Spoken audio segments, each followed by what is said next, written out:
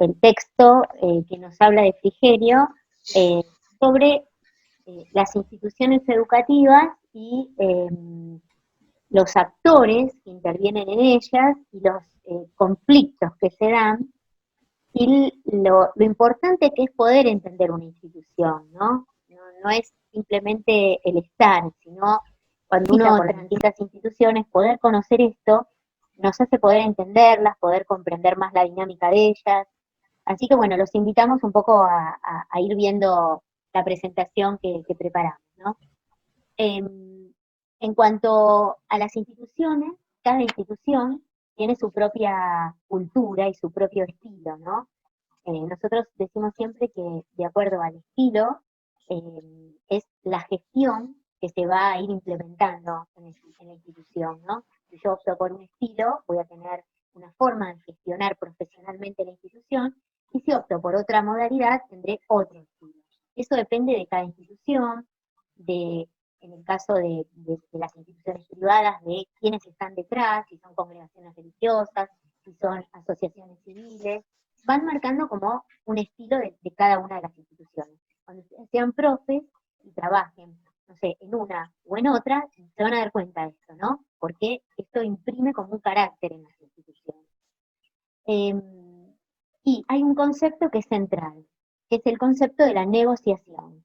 Es decir, nosotros eh, podemos pensar la escuela de una manera como más unilateral, autoritaria, y no entraría esta palabra que es la negociación. Pero para pensar que una institución pueda crecer y pueda ir haciendo sentir a los actores protagonistas del proceso educativo y de esa institución, hablamos de lo que es la negociación. Cada institución se va construyendo en lo cotidiano, no es algo estático. Es decir, la escuela de hace 10 años, o perdón, la de hace 4 meses, no es la misma escuela que la escuela, no sé, de hoy. Entonces, como que hay una construcción permanente, ¿no? Y en esta construcción es donde se van interrelacionando los distintos actores. Eh, y ahí, en esa interrelación, en esa red que se da de los distintos actores de esta institución, es donde aparece el conflicto. El conflicto que es parte de la vida cotidiana, ¿no? De la escuela. Bien, estamos. Ahí está. Bien. Eh, ¿Qué nos pasa a nosotros los profes? Nos pasa que vamos transitando por distintas instituciones. Entonces, en algunas, digamos, hay como un doble tránsito, ¿no? Por un lado tenemos el pasaje obligatorio, es decir, nosotros tenemos que trabajar, es nuestro medio de trabajo, y bueno, quizás esta institución donde yo consigo horas para trabajar no coincide tanto con mis principios, mis valores o la identidad propia que yo tengo para encarar la profesión. Entonces la llamamos como de pasaje obligatorio. Y hay otras instituciones donde también tenemos parte de nuestras horas de trabajo, donde vamos sintiendo que hay como una pertenencia voluntaria. Esta pertenencia voluntaria es lo que hace que nosotros nos sintamos más identificados con una institución que con otra. Y en esto de trabajar los profes en unas y en otras, se da como este intercambio mutuo. Es decir, como decíamos antes, cada una tiene su propia identidad y en este pasaje se van dando como estas interrelaciones. ¿Qué es lo propio de las instituciones, no solo de la institución educativa? Bueno, lo propio es esta relación que se va dando entre el actor y la institución. Y ahí aparece la norma, ¿no? Es decir, toda institución tiene unas normas que establecen un orden, ¿no? Yo a veces suelo decir cuando alguien en las escuelas nos dice, bueno, pero ¿por qué no lo cambiamos? ¿Por qué no lo modificamos? ¿Por qué no? No, porque al modificar algo sin tener en cuenta la normativa, muchas veces se desestructura la organización, ¿no? Educativa o cualquier otra, no estamos hablando de las escuelas, pero en cualquier otra organización, digo, esto es básico, respetar la norma que tiene reglas, que es muy distinto a el reglamentarismo, ¿no? El reglamentarismo sería que cada paso que yo doy, cada minuto que respiro, está sostenido por una regla o por una normativa. Digo, eso ya sería como un extremo. No hablamos de eso, sino hablamos de una normativa que tiene cada organización, cada institución, que es necesaria porque ¿qué hace esa normativa? Abre determinados espacios para que nosotros podamos interactuar y los regulan, ¿no? Porque de por sí las interrelaciones personales son complejas. Entonces, si no estuviera la norma dentro de la institución escuela, muchas veces el conflicto escalaría a tal dimensión que sí sería imposible de controlar. Pero dijimos que el conflicto es parte de la vida cotidiana, que surge en la relación que se da entre los distintos actores y que la norma nos sirve para regular esos espacios de interacción. Claro, también pasa esto, ¿no? Que la norma tiene un aspecto objetivo por el cual, digamos, es lo que está escrito, no sé, se debe ingresar 5 minutos antes al establecimiento para estar en el momento del inicio de la hora presente. Y después está lo subjetivo, ¿no? Es decir, cómo yo le interpreto la norma. Digamos que ahí a veces también surgen algunos conflictos entre la interpretación subjetiva y la objetividad que tiene la norma. Bien. Eh, y esta ley, que está detrás de esa normativa que tiene cada institución, tiene como un doble carácter, ¿no? Por un lado, delimita las prohibiciones, es decir, lo que no puedo hacer dentro de esta institución, y por otro lado, a la vez, ofrece una cierta seguridad y protección. Es decir, si yo estoy dentro de una determinada institución y sé que, no sé, este tema no lo puedo abordar, también tengo el lado, digamos, de seguridad y protección por la cual esa normativa me va a avalar a mí frente a una situación de conflicto. Entonces decimos que la normativa siempre tiene un carácter restrictivo, es lo que no puedo hacer, y protector, que me da la seguridad, ¿no? A un profesor, no sé, supongamos en una situación de examen, ¿no? En una situación de examen, un alumno puede decirnos que, no sé, nosotros no fuimos objetivos o que fuimos, bueno, hay un marco de ley que nos dice cómo actuar en una determinada situación de examen. Ese marco de ley nos regula el espacio, nos prohíbe determinadas cuestiones a los profesores y a la vez nos ofrece esa seguridad y protección si yo lo respeto. O sea que dentro de la institución educativa está el conflicto y está a veces esta ambivalencia de cómo lo ve uno y cómo lo ve otro, que provoca ciertas tensiones.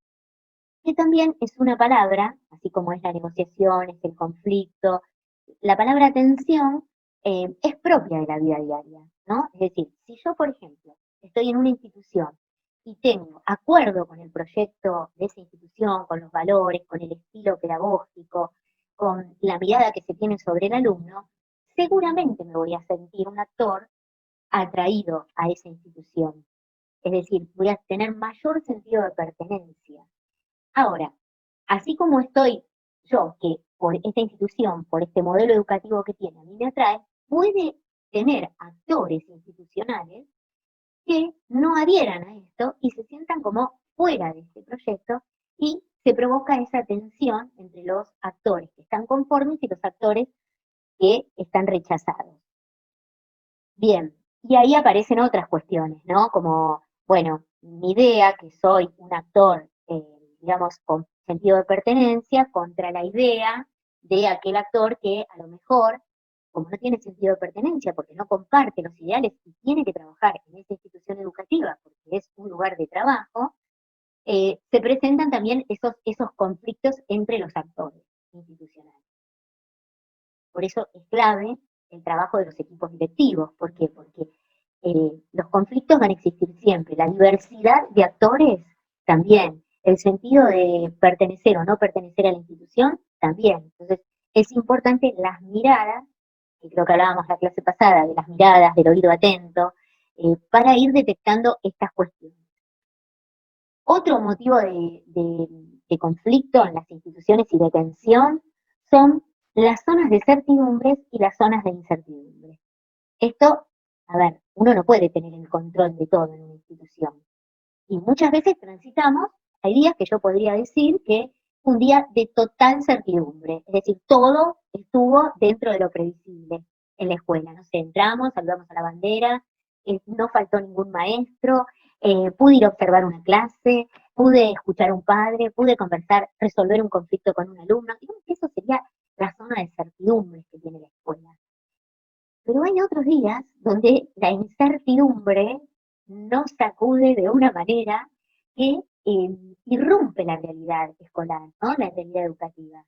Yo me animaría a decir que todo este tiempo que estamos transitando los maestros y los profesores está dentro de las zonas de incertidumbre, que muy bien hemos podido afrontar y estamos afrontando, porque ninguno de nosotros estaba preparado para eh, salir al territorio, salir de, digamos, de nuestra zona de confort, que eran las aulas presenciales, salir a un territorio desconocido, como fue la virtualidad, llenos de incertidumbre. Hoy a la mañana me decía una maestra que en una reunión de Zoom con los alumnos, una madre irrumpió en el Zoom, y bueno, con determinadas características, ya conozco yo a la madre quién es, digo, y empezó a decir, ustedes le tienen que dar más cosas porque este es un grupo de vagos. Digo, ¿viste? Cuando vos decís, pero enloqueció, digo, irrumpió, obviamente la llamé por teléfono, no sé si entendió lo que quise transmitirle, pero digo, son zonas de incertidumbres totales, no sabes con qué te vas a encontrar, pero nosotros avanzamos, ¿no? Entonces, es un comportamiento imprevisible lo que pasó hoy. Imagínate el maestro que había preparado su clase frente a 32 alumnos, irrumpe un padre. Escuela primaria, los padres están por ahí siempre, ¿no? Bueno, entonces, estas son tensiones que aparecen en la escuela. Y ustedes, como decíamos la clase pasada, están en un momento maravilloso para hacer experiencia con todo esto que estamos viviendo, porque esto es inédito en la historia de la educación, ¿no? Entonces, esto que nosotros les compartimos, lo que a ustedes les está pasando con los profesores, digo, es para ir registrándolo, ¿no?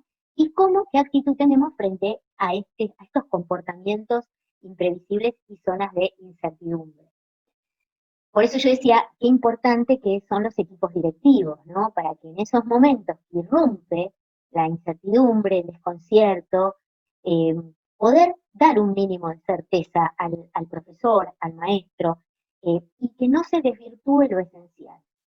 Porque acá los riesgos que se corren en una institución es que cuando pasan estas cuestiones que irrumpen lo cotidiano, se desvirtúe el foco. ¿Y el foco cuál es? La realización de la tarea y la interrelación con el otro, ya sea entre los profesores o profesor-alumno. ¿Hay un conflicto? El equipo directivo, debe estar atento a ese conflicto, darle lugar al conflicto y tratar de resolverlo para que el foco de nuestro trabajo no se desvirtúe. Certezas, incertidumbres, espacios de libertad. Todos estos temas están vinculados al tema del poder también, ¿no? Porque en nuestra vida siempre estamos con el tema de quién y cómo se maneja y cómo se entiende el poder, ¿no? El poder real, y en las instituciones hay mucho de poder imaginario también, ¿no? Es decir, ¿quién tiene el poder en una institución? A veces nos imaginamos que está en la dirección, en los lugares formales, o en las cúpulas piramidales, no sé, hay escuelas que tienen como un, un equipo de asesores o un grupo de padres, ¿no? Que son entidades que están manejadas por estos grupos de poder.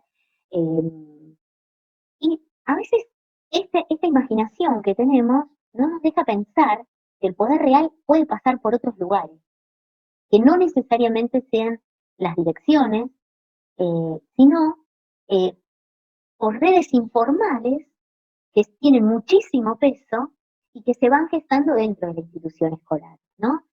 Eh, Esas redes informales, no sé, pueden ser múltiples. Una a la cual hay que estar muy atenta siempre es a la sala de profesores, ¿no? A veces en la sala de profesores se hacen comentarios que nos dan una idea por dónde está pasando el manejo del poder, ¿no? El personal no docente.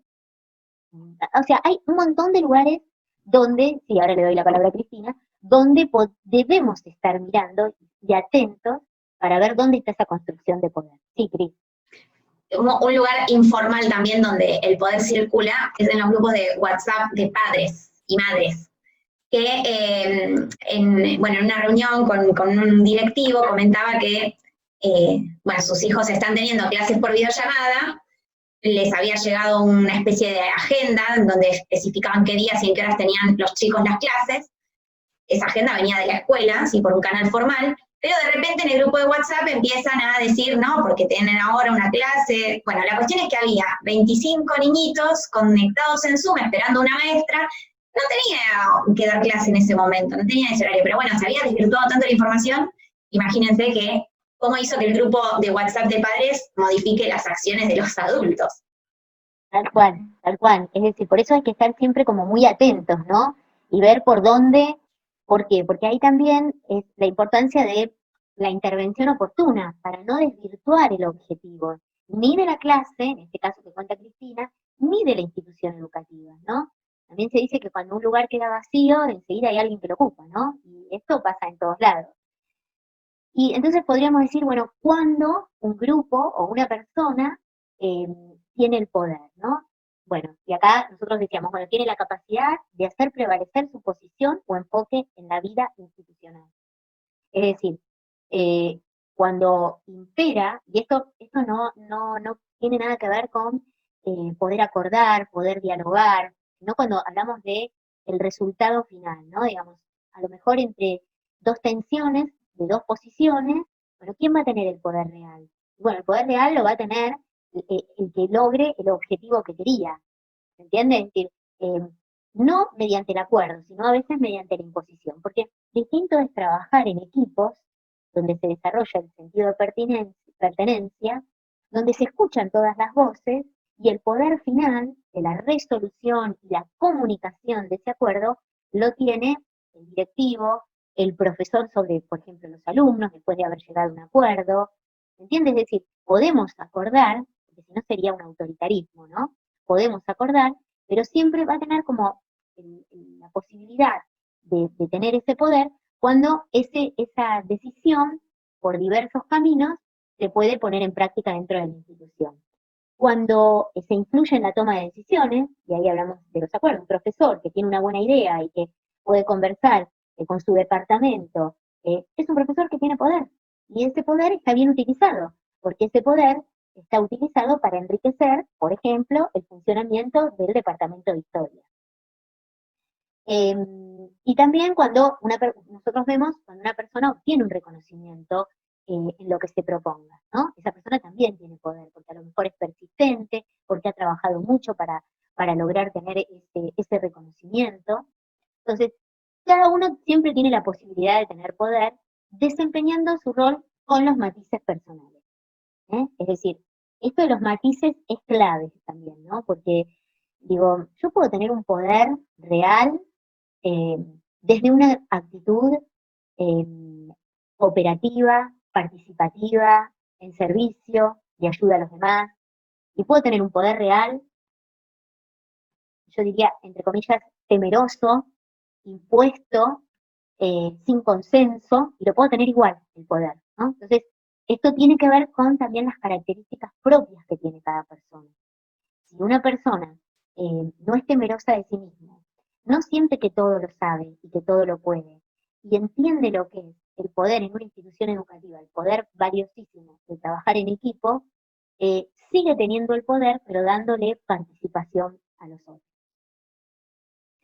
Bien. Quería agregar una cosita, María Inés, porque estos dos términos que vos estás explicando, que es poder y conflicto, son algo que con lo que van a convivir ustedes, chicos, cuando estén en el aula todo el tiempo.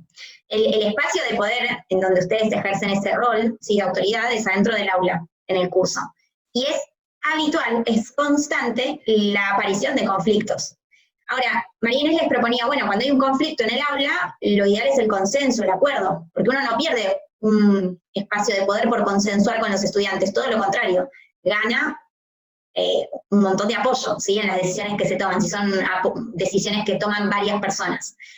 Y respecto del conflicto, hay instituciones, se van a dar cuenta ustedes cuando empiecen a laburar en un cole, que son instituciones que niegan el conflicto, ¿sí? que se desinteresan por tratar de resolverlos o desanudarlos, y otras que son muy comprometidas en tratar de intervenir en los conflictos. Ahora, sepan que conflictos pueden surgir dentro del aula o también pueden ser conflictos que vienen de afuera. hoy hay casos de ciberbullying que empiezan afuera en las redes sociales, pero terminan en el aula cuando un chico que es acosado habitualmente a través de las redes explota y no se pega un grito en el medio del aula. Eso es un conflicto ahí bastante visible. Y también con respecto a la cuestión de poder, hay como cosas que le permiten al docente tener cierto poder, como por ejemplo el tema de la calificación, pero sepan que no es el instrumento único que podemos tener para ejercer ese rol de poder. O sea, poner una nota no implica que uno tiene poder sobre el estudiante. Uno puede hacer una devolución sobre una actividad o sobre un trabajo, un comentario, una felicitación, y eso también es poder hacer una devolución, valga la redundancia, del trabajo del estudiante. No estamos, por no poner notas o amonestaciones o ese tipo de cosas, que son bastante anticuadas quizás, no es que uno tiene menos poder. Digo esto porque estamos ahora, por ejemplo, transitando un momento en donde en la escuela la nota numérica no existe, y que estamos utilizando otras herramientas de evaluación. Y no por eso el docente perdió criterio al momento de evaluar, todo lo contrario, se fortaleció porque encontró otras maneras de evaluar.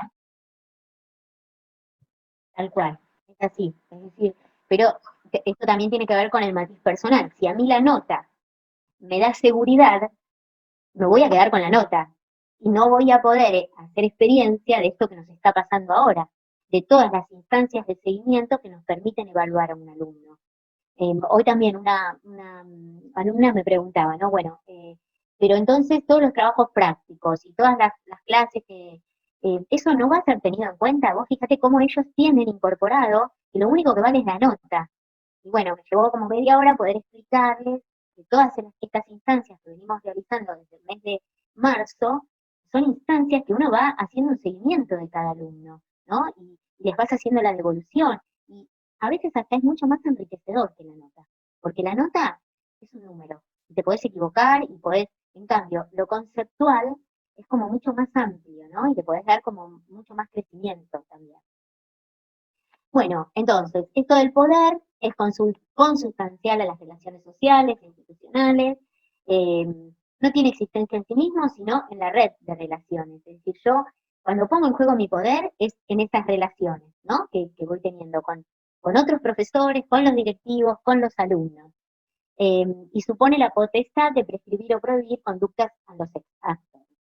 Y acá surge un concepto que es, a mi modo, a mí me encanta, ¿no? Que es maravilloso, que se llama clivaje, que como es un término que viene de la química, y que se refiere a las zonas, digamos, débiles, sensibles, donde se unen los cristales, ¿no?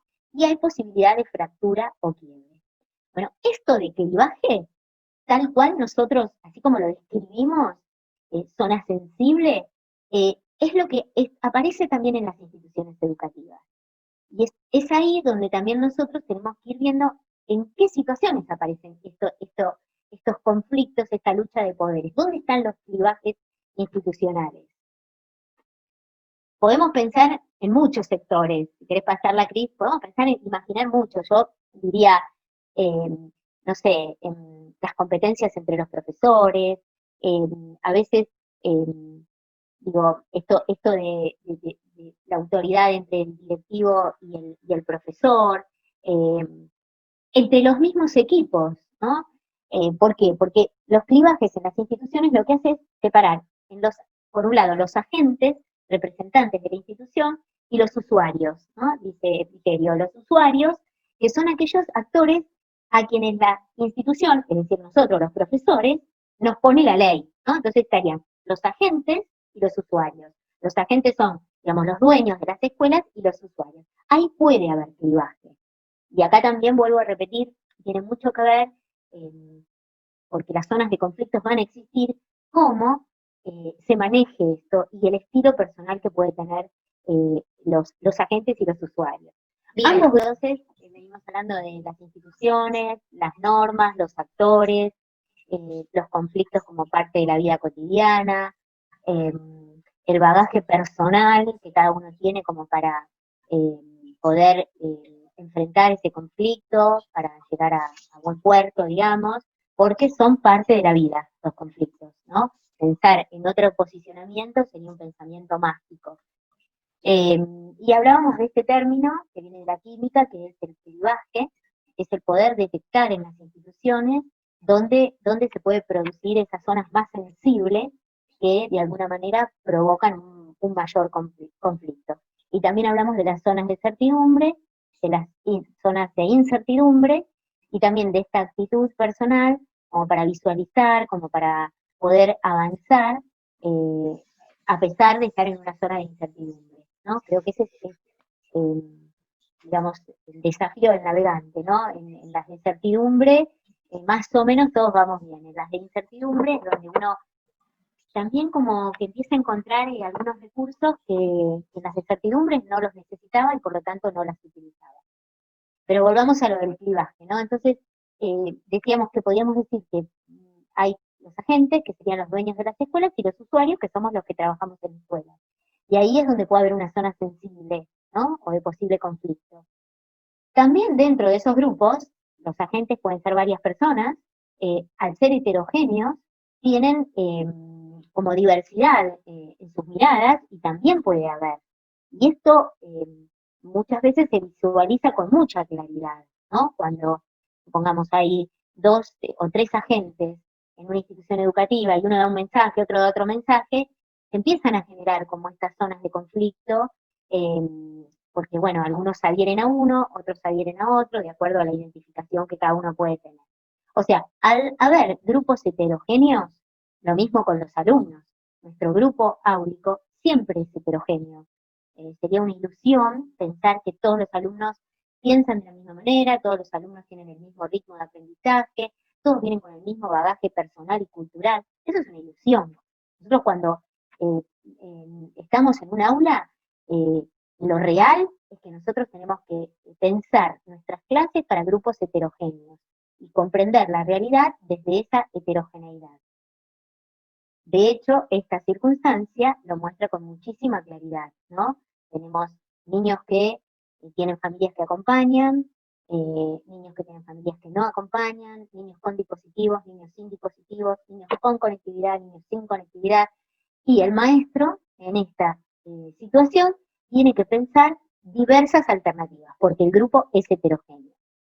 Y ahí también hay distintas posibilidades de conflicto, ¿no? El papá que te dice, bueno, pero yo me llevo el celular y en mi casa no hay ningún dispositivo. Bueno, entonces hay que repensar cómo llegamos a ese grupo. Eh, las distintas zonas de clivajes están relacionadas con las zonas de poder que desarrolla cada actor. Vamos a suponer que dentro del departamento de todos los profesores de historia, que están todos los profesores de historia, eh, cada profesor tiene como determinadas ambiciones, ¿no? Entonces, el profesor A presenta un proyecto, el profesor B presenta otro proyecto, y puede existir esta zona de quiebre, ¿no? Si elegimos uno y no elegimos otro. O sea que esto es la realidad con la cual convivimos todos los días. Por eso digo que ahí también es importante la actitud de cada uno. Hoy puede ser que elijan tu proyecto y mañana puede ser que elijan mi proyecto, pero el conflicto va a existir. Eh, y nada, los equipos directivos, que son los que tienen que ir como mediando frente a esta situación, y ser puentes para asegurar lo esencial de la escuela. Porque lo que no tenemos es que perder foco en lo esencial.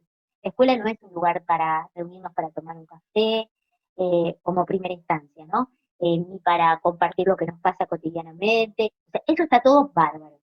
Pero lo que nos une en la escuela es la dimensión pedagógica didáctica. Es decir, ordenar los saberes pedagógicos que van a aprender nuestros alumnos y que vamos a enseñar y aprender nosotros los profesores. Eh, bueno, ¿qué nos da a las personas fuentes de poder? ¿Dónde encontramos esas fuentes de poder? Bueno, en el conocimiento de la normativa.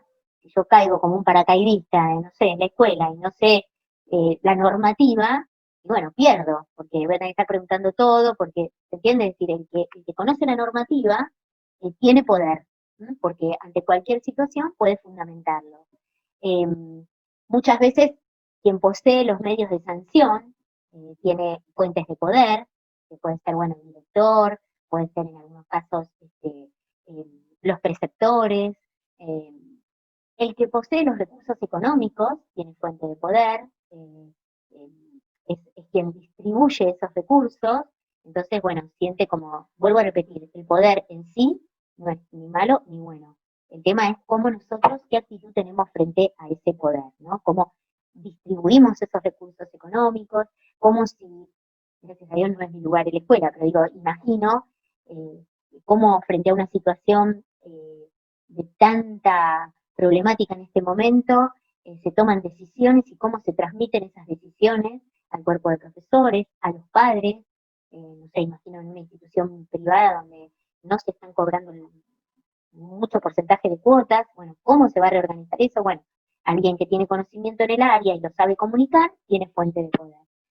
Eh, ya dijimos, bueno, el que controla el poder también de los recursos, el acceso y el control a la circulación de la información, es decir, si yo entro a una determinada institución, no sé ni quién es el director, ni quién, eh, qué normativa se dio o qué comunicado se estableció para esto, bueno, difícilmente pueda tener una acción de poder. Eh, También el que tiene el control de las relaciones en la comunidad, es decir, cómo me relaciono con los padres, cómo me relaciono con los alumnos, con agentes externos a la comunidad escolar, con entidades de bien público, con clubes, con sociedades de fomento, ese también tiene poder y es la imagen visible. Y la legitimidad que emana de la autoridad formal, ¿no? A veces, bueno, se supone que el director, se supone, digo, ¿no? Si es coherente, tiene una legitimidad formal, ¿no? Después la tiene que construir, porque la autoridad se construye, no se impone, ¿no? Entonces, con la coherencia entre lo que dice y lo que hace, tiene esa legitimidad. El profesor tiene poder, tiene mucho poder, pero también tiene que tener esta congruencia, no puede cambiar, hoy digo una cosa, mañana como no me conviene digo la otra, digo, si hay una normativa, si hay un estilo de trabajo, el poder lo va a ir construyendo en tanto y en cuanto pueda ir construyendo esa autoridad formal, ¿sí? Frente a los alumnos. La expertez o competencia técnica, es decir, esto de, bueno, saber lo que estamos diciendo. Digo, si yo no sé, y voy, me presento frente a un grupo de alumnos, los alumnos lo detectan rápidamente, ¿no? Entonces, esa experticia que hay que tener en lo propio de la materia.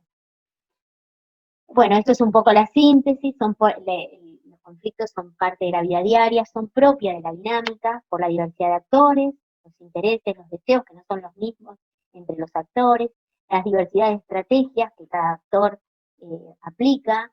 Eh, a veces pasa en una escuela que si hay como un buen clima educativo y se supo manejar esto, eh, y se comparte una buena idea, es bien recibida. Y eso hace crecer a la institución como institución. Yo creo que ahí va parte de la cultura institucional, ¿no? Es decir, cómo quien dirige las escuelas va visualizando esto y va dando oportunidades a todos los actores a superarse y elaborar proyectos donde ellos se sientan protagonistas. Eh, el clima institucional es un clima de cooperación, de escucha, de poder realizar acuerdos, detectar los focos de conflictos y desarrollar el sentido de pertenencia, ¿no? Esto es un poco, digamos, la clave que nosotros tenemos que conocer dentro de lo que son las escuelas, ¿no? Eh, el carácter del conflicto, dice Frigerio, puede ser previsible o puede haber imponderables, ¿no? Hay conflictos que son recurrentes, eh, a ver, si un chico todo el tiempo, después del recreo, viene a la dirección lastimado, es un conflicto recurrente. Quiere decir que algo en el patio no está bien pensado para el juego. Pongo este ejemplo, como puede ser otro ejemplo en la escuela secundaria, ¿no? Si un chico recurrentemente eh, se va de alguna hora escolar, eh, supongamos que lo viene a retirar la madre, inclusive con complicidad de la madre, recurrentemente, digo, hay algo para mirar sobre eso, podemos prever esa situación, ¿no? Podemos anticipar la aparición de ese conflicto. En cambio, hay otros que son como las incertidumbres imponderables, ¿no? Que irrumpen, que a veces tienen un carácter retroversivo y otro un carácter proversivo, es decir, que nos llevan hacia atrás cuando ese conflicto vuelve a repetirse, o también frente a ese conflicto que irrumpe podemos modificarlo, ¿no? Eh, es decir, es importante que no estemos todo el tiempo solucionando, apagando incendios, ¿no? Porque si todo el tiempo estamos apagando incendios, a lo que nos tenemos que dedicar, no nos dedicamos, ¿no? Y esto va generando como un desgaste. Miren, yo una de las cosas que le decía el otro día en la reunión con directores y las inspectoras que veo que desde el lugar de la dirección, ¿no? Eh, Siento como algo que puedo hacer mejor, es justamente acompañar el proceso pedagógico. ¿Y por qué? Porque no tengo irrupciones en lo cotidiano. Es decir, yo muchas veces planifico una reunión con el equipo de las maestras de sexto y te cae un chico golpeado, aparece un padre desesperado, te llama la inspectora por teléfono. Digo, hoy esos emergentes no están presentes. Entonces yo tengo tiempo para reunirme con los maestros, revisar los proyectos. Digo, esto es un aspecto, una mirada positiva de esta realidad. Pero quizás a mí me sirve para ordenar la agenda a la vuelta de la escuela, ¿no? Es decir, digo, cuando yo estoy en una reunión con los maestros, tendré que ordenar mi agenda. El padre no va a poder irrumpir en la escuela de tal manera que yo deje de hacer lo más importante que tiene la institución. Bien, el posicionamiento de los actores frente al conflicto, ¿no? Eh, Esto es claro que uno frente a lo que nos pasa en la vida, tenemos como siempre los docentes una posibilidad, yo creo que todas las personas, pero bueno, algunas no lo ven así, la posibilidad de aprendizaje, ¿no? Nosotros con Cristina decimos siempre que uno deja de aprender en el último minuto de su vida. Entonces el conflicto es una gran fuente de aprendizaje, ¿no? Eh, lo que pasa es que a veces es preferible el conflicto ignorarlo, entonces no se analizan como tal, como conflicto, entonces no hay acciones para la mejora. Supongamos que yo tengo muchos alumnos que repiten en la escuela, o que las prácticas de los profesores son desastrosas. Y claro, si no quiero enfrentar el conflicto, no lo miro, no lo escucho y no realizo ninguna acción de mejora, porque cuando lo ignoro, esa es una política, ignorar el conflicto. Siempre se hizo así, siempre funcionó así, y esto es una actitud bastante caótica en las escuelas, ¿no? Otra es eludir el conflicto, ¿no? Lo veo que las clases son, que los alumnos se duermen, veo que los chicos se golpean en el patio, y lo percibo, pero evito de que aparezca. Y si alguien viene y me lo dice, trato de negarlo, eh, y a veces se visualiza por el rumor, ¿no? Tampoco voy a pensar frente a esa postura una actitud de mejora. Otro es cuando el conflicto se redefine y se disuelve. Eh, o sea, entendemos por la disolución que se reconstruye el contexto, el problema va perdiendo, o sea, por desgaste, ¿no? El problema lo veo y por desgaste va perdiendo como fuerza y deja de obturar la tarea, pero no es fuente de aprendizaje ni de mejora. Y la verdadera actitud, la que realmente es transformadora de las instituciones educativas, es cuando el conflicto se elabora y se resuelve. Lo veo, lo verbalizo, lo expreso y se llegan a acuerdos. Es aquí donde el conflicto es fuente de aprendizaje. Y digo un solo ejemplo. Cuando un niño en la escuela tiene una actitud permanentemente digamos, de conducta inadecuada o poco esperada, yo puedo simplemente saber que debe tener alguna problemática, porque partimos de que ningún niño es malo, ¿no? Las escuelas no son cárceles, digamos, donde hay que cumplir condenas, son lugares, espacios donde se educa a las personas. Eh, y mandar una nota, o puedo realmente llamarlo, que él pueda verbalizar lo que hizo en un clima de confiabilidad y a partir de ahí lograr acuerdos. Yo creo que eso sí transforma a la persona para que luego se modifique el conflicto. Eh, bueno, y después los conflictos, ¿con qué tienen que ver? Bueno, a veces tienen que ver con la pluralidad de pertenencias, dice la autora. Yo voy de una escuela a otro, de una escuela a otra, entonces muy bien no sé qué se espera en esta escuela que tiene este ideario y estos valores, y qué se espera de mí en esta otra escuela, ¿no? Porque se acuerdan que al principio decíamos, cada institución va construyendo su propia identidad, ¿no?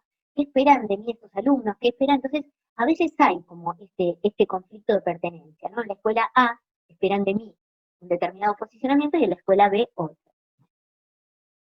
Otro conflicto tiene que ver también, bueno, con parte de lo que ya dijimos, que es la definición de lo que es el proyecto institucional, ¿no? Que ya lo vamos a ver en otra clase, pero bueno, cada institución tiene un proyecto institucional propio, que se va construyendo los diversos actores de cada institución. Entonces,